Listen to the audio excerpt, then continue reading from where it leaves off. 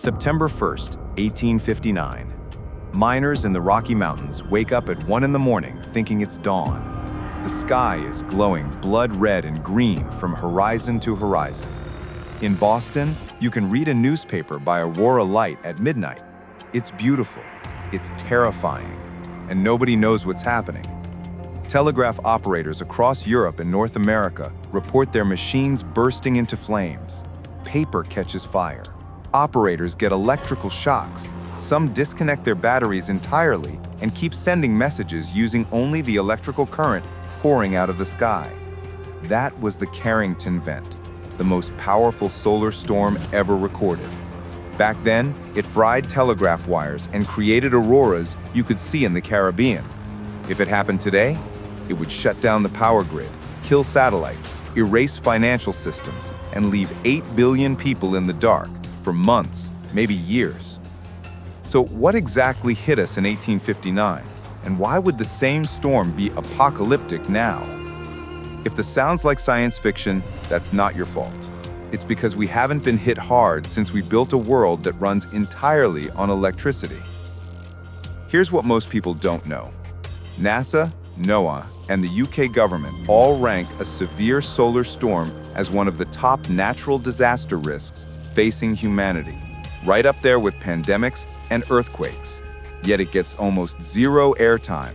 No news coverage, no disaster drills, nothing. The reason is simple. The threat is invisible, silent, and moves at 1,000,000 miles per hour. You can't see it coming until it's 18 minutes away. By then, it's too late. Let me show you exactly what a solar storm is, how it works, and why our modern world is a sitting duck. A solar storm starts with something called a coronal mass ejection, a CME. Picture the sun's outer atmosphere, the corona, suddenly erupting. Billions of tons of plasma and magnetic field get hurled into space at speeds up to 5 million miles per hour. When a CME slams into Earth's magnetosphere, it doesn't just create pretty auroras, it induces massive electric currents in anything conductive: power lines, pipelines, undersea cables, railway tracks. Here's the metaphor that makes it click. Think of Earth's magnetic field like a shield. A CME is like a tsunami of charged particles crashing into that shield. The impact sends shock waves of electricity rippling through every wire and circuit on the planet. Except we never designed our infrastructure to handle a surge that big. In 1859, the only technology we had was the telegraph, thousands of miles of copper wire. Today, we have millions of miles of high-voltage transmission lines all interconnected across continents. The longer the wire, the bigger the induced current. Our entire grid is essentially a giant antenna for disaster. And the sun? It doesn't care about our plans. It doesn't check the news cycle. It just erupts. And sometimes, we're in the way. Now let's walk through what happens hour by hour if a Carrington-class storm hits today. Hour 0. The blackout begins. The CME strikes Earth's magnetosphere. Within seconds, ground-induced currents, GICs, flood the power grid. Transformers, those massive ones that cost tens of millions of dollars and take years to custom build, start overheating. Grid operators get 18 minutes of warning from satellites monitoring the sun. 18 minutes to shut down chunks of a continent-wide grid that was never designed to be switched off quickly. Some transformers blow before they can act. The grid goes dark. Not just your house, entire regions, the Northeast United States, Europe, Asia, simultaneous blackouts. No explosions, no alarms, just silence.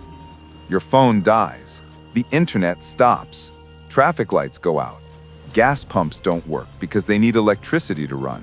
You try to fill up your car, nothing. And that's just the first hour. It gets worse. Hour 1 to 24, space goes dark. The same storm that's frying transformers on the ground is now tearing through satellites in orbit.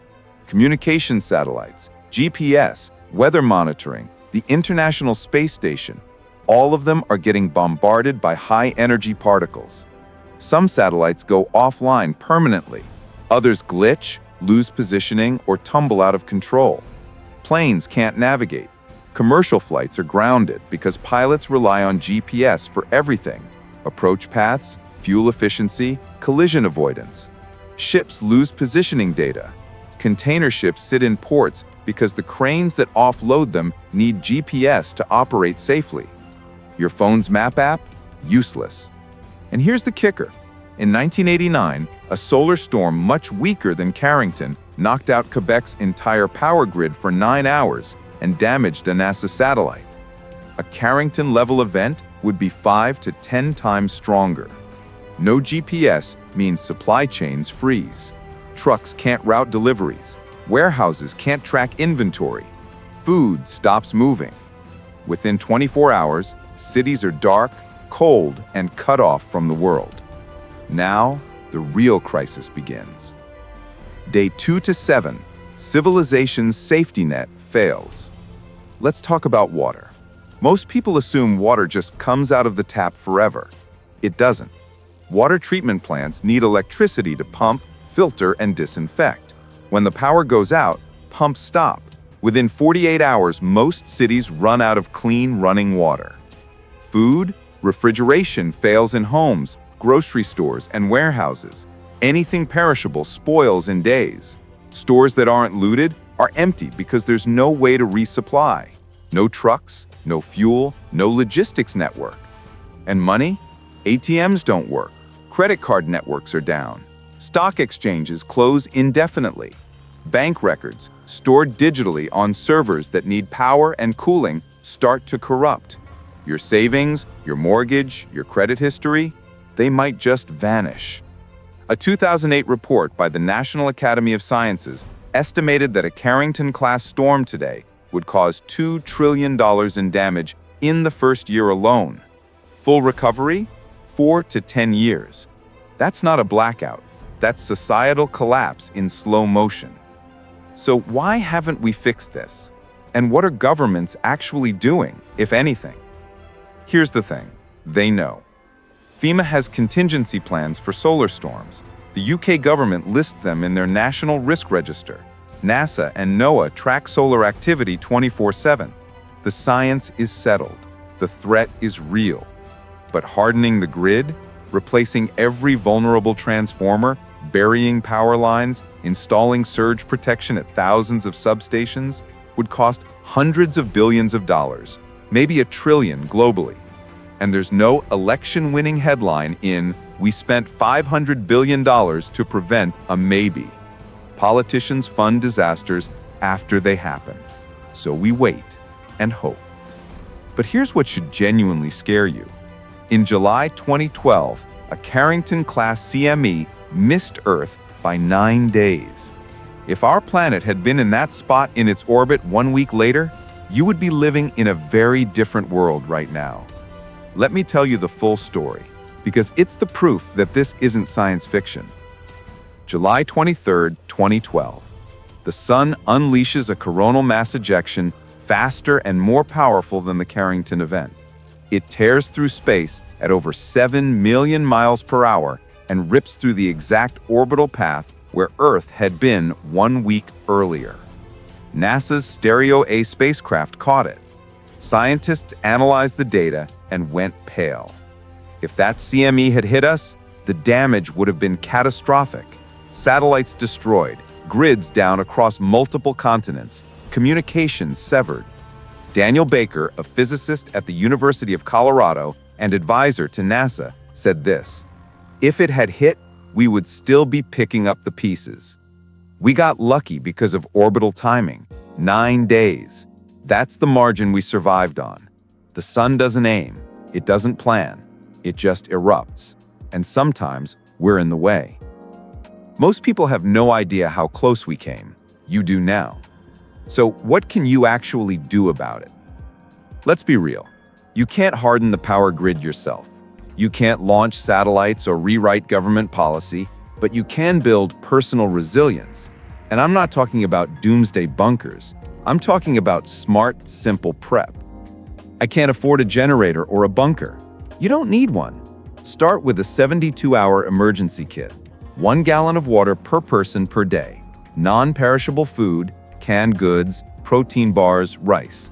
A flashlight, a battery-powered radio, and cash, because ATMs will be dead. How do I even stay informed about solar storms? Bookmark NOAA's Space Weather Prediction Center, swpc.noaa.gov. They post real-time alerts about solar activity. If a major CME is headed our way, they'll know and you'll know. It takes 30 seconds to bookmark. And if you live in an apartment, I don't have space to store stuff? Download offline maps of your city on your phone right now. Google Maps lets you do this. Keep a small solar charger for your devices. And here's the big one. Know your neighbors. Community is resilience. In a blackout, the people on your floor matter more than anything in your pantry. And if you rely on medical devices that need power, CPAP machines, oxygen concentrators, insulin, refrigeration, talk to your doctor today about backup power solutions and manual alternatives.